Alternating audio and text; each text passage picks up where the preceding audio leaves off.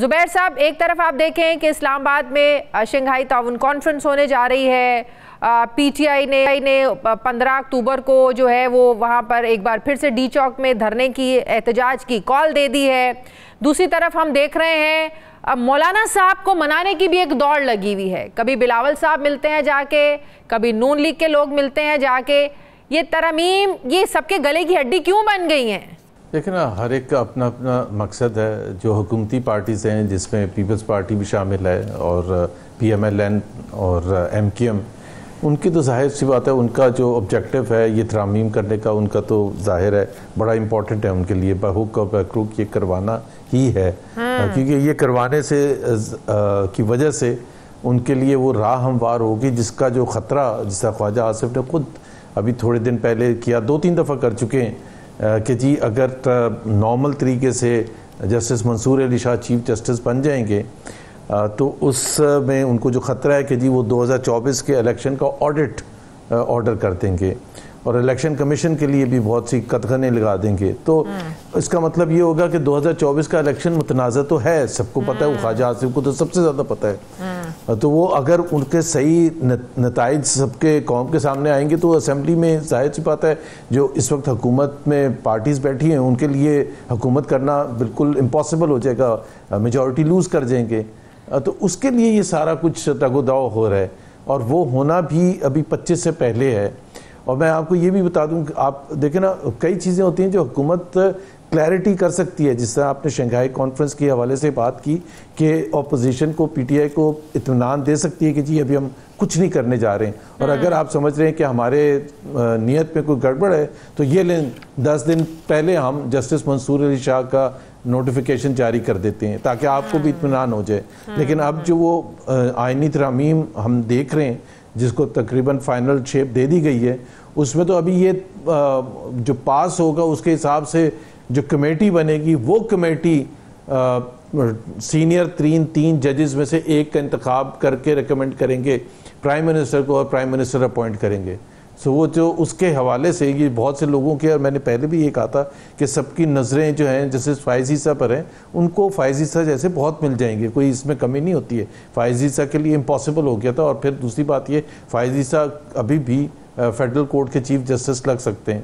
So I think مطلب کہ فائز عیسیٰ صاحب اگر آئینی عدالت میں ادھر چلے جاتے ہیں، وہاں کے سربراہ لگ جاتے ہیں، تو حکومت کے لیے کوئی مشکل نہیں ہے دوسرا قاضی فائز عیسیٰ لے کر آنا؟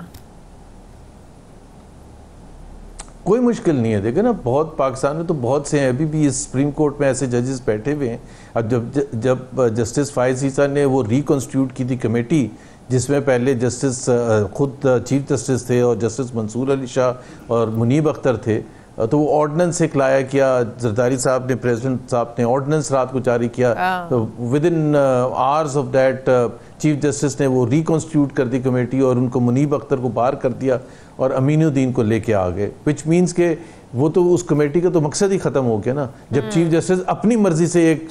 جج کو لے کے آئیں گے تو اسی جج کو لے کے آئیں گے جو ان کی تھنکنگ سے الائق ہے، مطابقت رکھتا ہے، اسی قسم کے ججز کو وہاں لگایا جائے گا فیڈرل کورٹ میں، اور یہاں ٹوتھ لیس کر دیا جائے گا۔ اور اگر ٹوتھ لیس نہیں بھی ہوتا فار اینی ریزن تو چیف جسٹس منصور جو ہیں وہ ان کے پاس کوئی پاورز تو ہوں گی نہیں۔ اب یہ بھی ایک بڑا اگلے 10 دن میں ہے کہ کیا وہ چیف جسٹس بنیں گے یا نہیں بنیں گے۔ اگر بن بھی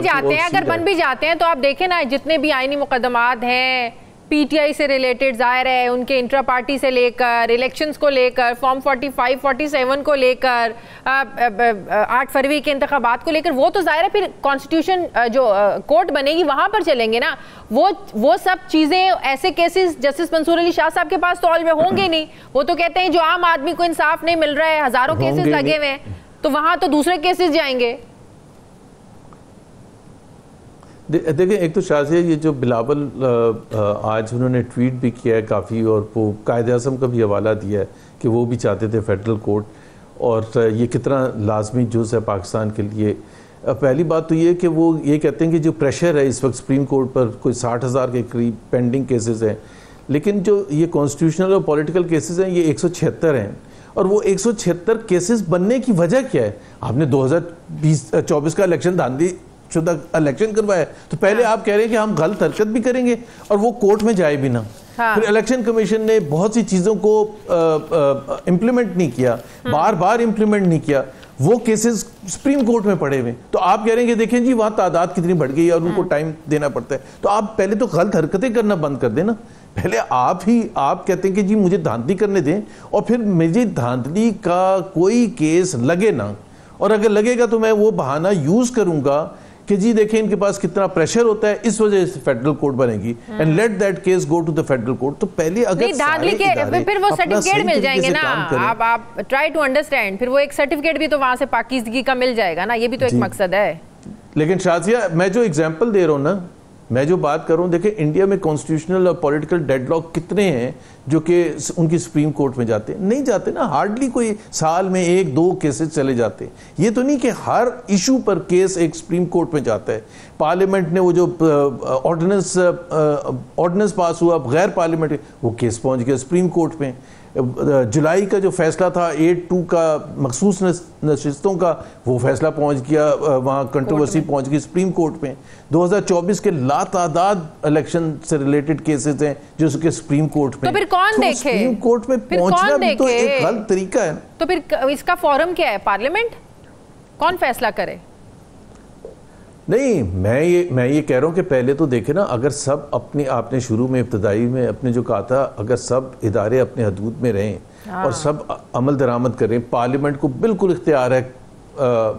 لا بنانے کا, لیکن اس کی انٹرپریٹیشن کرنا جو ہے وہ سپریم کورٹ کا ہے. لیکن اگر آپ وہ رائٹ سپریم کورٹ کو دیں گے ہی نہیں, اگر آپ ایک جس طرح ریزرو سیٹس کا معاملہ ہے, اگر وہ سپریم کورٹ میں جائے گا تو لیٹ سپریم کورٹ ڈیسائیڈ, اور سپریم کورٹ نے جب فیصلہ کر لیا تو آپ کہتے ہیں میں امپلیمنٹ نہیں. سو کیس کو پھر ایک کیس ہوتا ہے, پھر دوسرا کیس ہوتا ہے, پھر تیسرا کیس ہوتا ہے, پھر ایک پارٹی جاتی ہے, پھر دوسری پارٹی جاتی ہے, وہ فیصلہ دے دیا تو حکومتی پارٹی سے لی گئی کہ جی اس کو روکا جائے کسی طرح سے. What I am saying is the whole structure is so bad, اور حکومت اس کو جو یوز کر رہی ہے وہ اس کا سب سے بڑا ایشو جو ہے, ایک تو سبسٹنس کا بھی ایشو ہے کہ جی سپریم کورٹ یا فیڈرل کورٹ جو ہے that will become subservient to the executive. Prime Minister will decide, President will decide, committee جو کہ ساری کمیٹی ون سائیڈڈ ہے, حکومتی نمائندے اس میں آؤٹ وے کر رہے ہیں جو اپوزیشن کے نمائندے ہوں گے کہ جی 2 نمائندے سینٹ سے اور نیشنل اسمبلی سے بھی لیے جائیں گے اپوزیشن کے, تو باقی جو آپ کے 8 ممبران ہوں گے وہ تو سارے حکومت کے ہوں گے, attorney general, law minister, chief justice and so on. تو وہ ظاہر سی بات ہے وہ ججز کی بھرمار بھی کر دیں گے. سو اگر آپ نے سبسروینٹ بنانا ہے, تابع بنانا ہے کورٹس کو, تو وہ تو ایک پاکستان کا ایک اتنا انفارچونیٹ پارٹ ہوگا کہ میرا خیال ہے اس سے اچھا تو 73 کانسٹیٹیوشن پورا کا پورا سکریپ کر دیا جائے, جیسے جنرل ضیاء اور جنرل مشرف نے کہا تھا کہ ڈسٹ بن میں پھینک دیں گے. تو یہ بالکل وہی ہونے جا رہا ہے. لیکن آپ دیکھیں نا 53,000 دوسرے مقدمات ہیں, آئینی مقدمات تقریباً 150-200 اتنی ان کی تعداد ہے. اس کے لیے کوئی بڑے سیٹ اپ کی ضرورت ہے؟ نہیں, دیکھیں نا, ایک تو جب فیڈرل کورٹ بنے گا تو اس کا ایک اپنا ایڈمنسٹریشن ہوگی, اپنا رجسٹرار, اسسٹنٹ رجسٹرار, اور لاتعداد نمبر آف بیوروکریٹس جو وہاں کام کریں گے, اس کا اپنا سٹرکچر ہوگا, اس کے اپنے ایکسپینسز ہوں گے, وہ سب کچھ ہوگا. اگر آپ نے یہی کرنا تھا کہ اگر آپ سمجھتے ہیں کہ بہت زیادہ پینڈنگ کیسز ہیں تو آپ 10 ججز بڑھا دیں اسی سپریم کورٹ کے, تاکہ آپ وہ اس کو, اور ریفارمز کے تھرو, صحیح ریفارمز کے تھرو ان کا ایک کوئی ٹارگٹ ہونا چاہیے, ان کی پرفارمنس کا یارڈ سٹک ہونا چاہیے. تو مولانا صاحب کا جو تجویز ہے آئینی بینچ, آپ آئینی عدالت سے ہٹ جائیں, آپ آئینی بینچ بنانے کی جو ان کی تجویز ہے یہ کتنی اپلیکیبل ہے؟ کیا یہ درست نہیں ہے؟ آئینی بینچ بنا دیں آپ. کس کی تجویز ہے یہ مولانا صاحب کی تجویز ہے نا, وہ کہہ رہے ہیں نا کہ ہمیں آئینی عدالت کی ضرورت نہیں ہے, آپ آئینی بینچ بنا دیں, سپریم کورٹ کے اندر ہی ایک بینچ بنا دیں جو آئینی سارے کیسز کو سنے. آئینی بینچ بنا دیں, بالکل صحیح ہے نا. تو وہ بالکل وہ جو